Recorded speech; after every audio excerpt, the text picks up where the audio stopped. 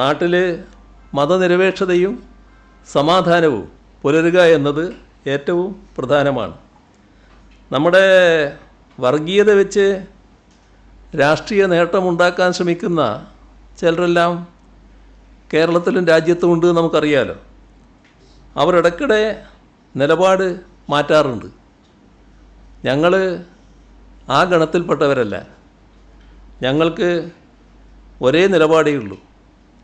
ഇപ്പോൾ പഴയ ഒരു കോൺഗ്രസിൻ്റെ സിംല സമ്മേളനമില്ലേ, ആ സമ്മേളനത്തിന് ശേഷം കേരളത്തിൽ തിരിച്ചെത്തിയ അന്നത്തെ മുഖ്യമന്ത്രി എ.കെ. ആൻ്റണി പറഞ്ഞ കാര്യങ്ങൾ ഇപ്പോഴും ആളുകളുടെ മനസ്സിലുണ്ടാവുമല്ലോ. അത് പറഞ്ഞതെന്തായിരുന്നു? കേരളത്തിൽ ന്യൂനപക്ഷങ്ങൾ സംഘടിതരാണ് എന്ന് പറഞ്ഞുകൊണ്ട് എന്തെല്ലാം വിദ്വേഷം ജനിപ്പിക്കുന്ന വാക്കുകളാണ് അദ്ദേഹത്തിൻ്റെ ഭാഗത്തുനിന്നുണ്ടായത്. ന്യൂനപക്ഷം സംഘടിത ശക്തി ഉപയോഗിച്ചുകൊണ്ട് ഗവൺമെൻറ്റിൽ നിന്ന് കൂടുതൽ ആനുകൂല്യങ്ങൾ നേടുന്നു. അന്ന് മുഖ്യമന്ത്രി പറഞ്ഞതാണത്. കൂടുതൽ വിലപേശൽ നടത്തുന്നു. ആക്ഷേപം അന്നത്തെ മുഖ്യമന്ത്രി ഉന്നയിച്ചതാണ്. ഇത്തരത്തിലുള്ള ആക്ഷേപം ഇതര സമുദായങ്ങൾക്കുണ്ട് എന്നും അദ്ദേഹം പ്രഖ്യാപിക്കുകയുണ്ടായി.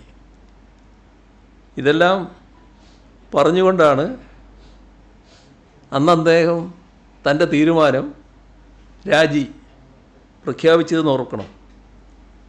ഇപ്പോൾ മാറാട് അന്വേഷണ കമ്മീഷൻ റിപ്പോർട്ടുകൾ സർക്കാർ വീണ്ടും പുറത്തുവിടണം എന്ന് അടുത്ത ഘട്ടത്തിൽ ശ്രീ ആൻ്റണി വാർത്താ സമ്മേളനത്തിൽ ആവശ്യപ്പെട്ടതായി കണ്ടു. നമ്മളിതിൽ ഓർക്കേണ്ട ഒരു കാര്യം, രമേശ് ചെന്നിത്തല KPCC പ്രസിഡൻ്റായ കാലം, ആ ഘട്ടത്തിൽ CK ഗോവിന്ദൻ നായർ അനുസ്മരണ പരിപാടി നടക്കുകയാണ്.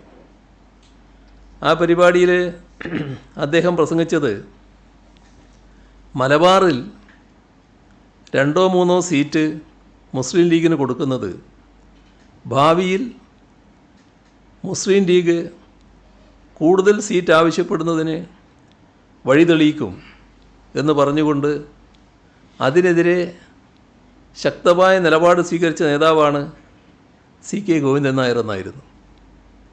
ഇത് രമേശ് ചെന്നിത്തല തന്നെ ആ ഘട്ടത്തിൽ പറഞ്ഞതാണ്.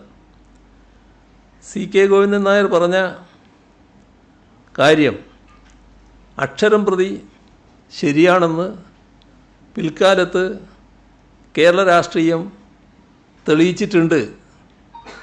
അതാരാ പറഞ്ഞ്? അതും അന്ന് രമേശ് ചെന്നിത്തല തന്നെ കൂട്ടത്തിൽ പറഞ്ഞ കാര്യമാണ്. വർഗീയ ശക്തികളുമായും സാമുദായിക സംഘടനകളുമായും കോൺഗ്രസ് പുലർത്തേണ്ട ബന്ധം, ആ ബന്ധത്തിന് ഒരു ലക്ഷ്മണരേഖ വേണം എന്നുള്ള CK ഗോവിന്ദൻ നായരുടെ പ്രസ്താവനയെ ഒരു KPCC പ്രസിഡന്റ് എന്ന നിലയിൽ അന്ന് ഉയർത്തിപ്പിടിക്കുകയാണ് രമേശ് ചെന്നിത്തല ചെയ്തത്. അതേ രമേശ് ചെന്നിത്തലയാണ് ഇപ്പോൾ ജമാഅത്തെ ഇസ്ലാമിയെ UDFൽ അണിനിരത്തുന്നതിന് നേതൃസ്ഥാനത്തുള്ളത്. സതീശൻ, K മുരളീധരൻ, ആര്യാടൻ മുഹമ്മദ് ഇവരെല്ലാം പറഞ്ഞ കാര്യങ്ങൾ ഇപ്പോഴും പൊതുമണ്ഡലത്തിലുള്ള കാര്യങ്ങളാണ്. 5ാം മന്ത്രിസ്ഥാനം വലിയ വിവാദമായി വന്നത് നമുക്കെല്ലാം ഓർമ്മയുള്ള കാര്യമാണല്ലോ. 5ാം മന്ത്രി വിവാദം ആ കാലത്ത് സതീശൻ്റെ സ്വരം എങ്ങനെയായിരുന്നു?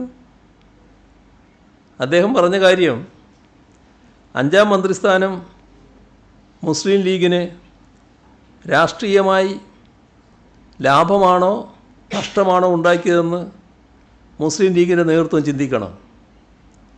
ഈ വിഷയം വഷളാക്കി സാമുദായികമായ ചേരിതിരിവ് കേരളത്തിലുണ്ടാക്കി അനാവശ്യമായ ഒരു വിഷയമാക്കി വളർത്തിയതിനു പകരം അവർക്ക് ആഗ്രഹം കൊടുത്താൽ മതിയായിരുന്നു.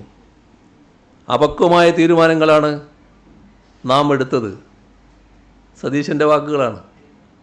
ഭരണപരമായ പക്വത നാം ഈ കാര്യത്തിൽ കാണിച്ചിട്ടില്ല എന്ന് പറഞ്ഞത് തെറ്റാണോ? ഇത് ഏതെങ്കിലും രഹസ്യ സംഭാഷണത്തിൽ പറഞ്ഞതല്ലല്ലോ. പരസ്യമായി സതീശൻ പ്രസംഗിച്ച കാര്യമാണല്ലോ. മലബാറിൽ പുതിയ 33 സ്കൂളുകൾ തുറക്കാൻ UDF സർക്കാർ തീരുമാനിക്കുകയുണ്ടായി. അപ്പോൾ VD സതീശൻ്റെ പ്രതികരണം ഉണ്ടായിരുന്നു. എങ്ങനെയായിരുന്നു അത്? കേരളത്തിലെ സാമൂഹ്യ പശ്ചാത്തലം നോക്കി വേണം സ്കൂളുകൾ അനുവദിക്കേണ്ടത്. മലബാറിന് അനുവദിച്ച 33 സ്കൂളുകൾ ഭൂരിപക്ഷ സമുദായത്തിൻ്റെ കൺസോളിഡേഷൻ ഉണ്ടാക്കും എന്നുമാണ് അന്ന് പ്രസംഗിച്ചത്. ജമാഅത്തെ ഇസ്ലാമി ഇപ്പോൾ മതരാഷ്ട്രവാദം ഉന്നയിക്കുന്നില്ല എന്ന് പറഞ്ഞതും ഇതേ സതീശൻ തന്നെയാണ്. സതീശന് മറുപടിയായി തങ്ങൾ മതരാഷ്ട്രവാദം ഉപേക്ഷിച്ചിട്ടില്ല എന്ന് വ്യക്തമാക്കിയത് ജമാഅത്തെ ഇസ്ലാമിയുടെ മുൻ അമീറായ TK അബ്ദുള്ളയാണ്. ജനാധിപത്യം പറയുന്നത് ജീവിക്കാൻ വേണ്ടിയാണ് എന്നാണ് അദ്ദേഹം പറഞ്ഞത്. നമ്മുടെ നാടിൻ്റെ ചരിത്രം നമ്മൾ ഓർക്കേണ്ടതാണ്. തരാതരം പോലെ വർഗീയത കളിക്കുകയും അത് മൂടിവെക്കാൻ നല്ലവിള ചമയുകയും ചെയ്യുന്നവരാണ് കോൺഗ്രസ് നേതാക്കൾ. അതാണ് യഥാർത്ഥ പ്രശ്നം. ഞങ്ങൾ ഓരോ ഘട്ടത്തിൽ ഓരോ നിലപാടല്ല, സ്ഥായിയായ നിലപാടാണ്. വർഗീയതയുമായി ബന്ധമില്ല.